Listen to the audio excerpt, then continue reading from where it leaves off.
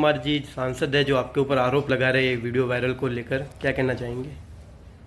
जंगल साफ कर दिया 1000 बीघा पे।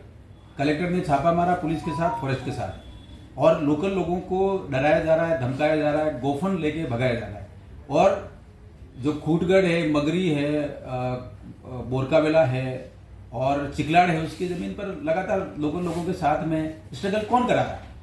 वो करा रहे हैं बीजेपी के लोग। ऐसा वहां के रिकॉर्ड में आ चुका है और हम रिपोर्ट सीएम को भेज चुके हैं। लोग किसी का प्रतिकार करें और वहां पे अवैध रूप से जंगल खत्म कर दें और उसमें झोपड़े बना लें और लगातार दादागिरी करते रहें, तो लोकल लोग प्रतिकार नहीं करें। जल जंगल जमीन की रक्षा के लिए जनजातियां जानी जाती हैं। ये चरित्र कौन खराब कर रहा है? ये बाहर के लोगों को लाके सीतामाता के जंगल के आसपास कौन कब्जे करा रहा है? ये प्रश्न जब आ गया तो मुझे लगता है कि बौखलाहट में आकर इस तरह का बात करिए। जो धमकी वाली बात है उसमें भी आवाज आपकी होने की बात की जा रही है। गांव में जब कोई जंगल साफ कर देगा, घर जलाने के लिए आएगा, प्रतिकार नहीं करेगा कोई। गांव की भाषा है, कोई सामने आ जाएगा तो उसको क्या कहेंगे? उसको यही तो कहेंगे, नहीं यहां से भगाओ उसको। ये जब अवैध कब्जा कर रहा है, लोगों के उस पर आ रहा है, लोगों के गेट तक आ गया, तो ये नहीं कहेंगे। तो ये सारी बातें आने के बाद आप ये देखिए, collector Pratapgarh, forest department Pratapgarh और जो रिपोर्टें गई हैं उनकी रिपोर्टों की तलाश कीजिए, उसमें देखेंगे आप। तो ये सारी जो चीजें हैं वे एक बरगलाने वाली, दादागिरी करने वाली और जंगल पर कब्जा करने वाली है, जंगल साफ करने वाली है। पर्यावरण की रक्षा के लिए जनजातियां जानी जाती है। भगवान बिरसा मुंडा जी का आंदोलन है, जनजातियों का बहुत प्रतीक है, बड़ा स्वाभिमान, अस्मिता और विकास अस्तित्व के लिए वो है जल जंगल जमीन की रक्षा। ये कर रहे हैं क्या? ये तो खत्म कर रहे हैं। किसका एजेंडा चला रहे हैं? क्यों दादागिरी कर रहे हैं?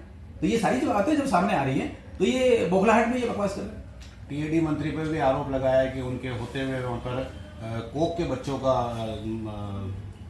व्यापार हो रहा है। देखिए, मंत्री जी के बारे में कुछ कहा है तो मंत्री जी से एक बार पूछेंगे तो ठीक रहेगा, लेकिन ये पूरा एक भ्रमजाल है। ये जो बीटीपी था, फिर पता नहीं बीएपी हुआ, आगे पता नहीं कोई बीटीसी हो रहा है, रोज एक नई पार्टी बनती है।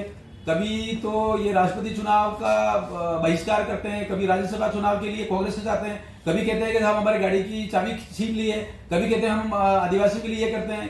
जब आदिवासियों के लिए कहते हैं तो फिर कहते हैं आदिवासी बेटी जब राष्ट्रपति का उम्मीदवार खड़ी हुई तो उसको वोट नहीं दिया। ये बरगलाने वाला है। और अभी अभी आया ये बिलों के जो आरक्षण मिलना चाहिए, उस आरक्षण के विरोध में ये खड़े हुए। ये तो केवल एक ही बात कर रहे हैं, the Catholic church of Ranchi, जो कहता है कि आदिवासियों के लिए अलग धर्म कोड चाहिए। तो ये तो चर्च का एजेंडा आगे बढ़ा रहे हैं, ऐसा लगता है। 10 दिन का अल्टीमेटम दिया है, अन्यथा वो आके फिर से सड़कों को जाम करेंगे। अब जो अराजकता फैलाने वाले लोग हैं वो क्या करेंगे? उनके पास कुछ है नहीं, विकास का काम वो कर नहीं सकते। अब महत्वपूर्ण बात यह भी है कि डूंगरपुर में जो अराजक तत्व खड़े कर दिए हैं, पत्थरबाज हैं, वो किसके पैदा किए हुए?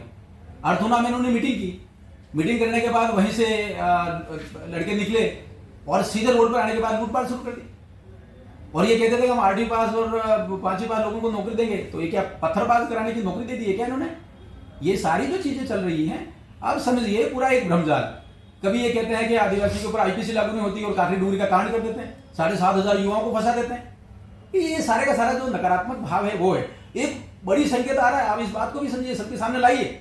डूंगरपुर में जो वेल्थ क्रिएटर था, वहां इंडस्ट्री चलती थी, छोटा मोटा लोगों को रोजगार देते थे जो उद्योगपति, वे सारे के सारे वहां से पलायन करके, और लगभग 350 वहां से यूनिट जो है पलायन कर गई। नया कोई आ नहीं रहा है।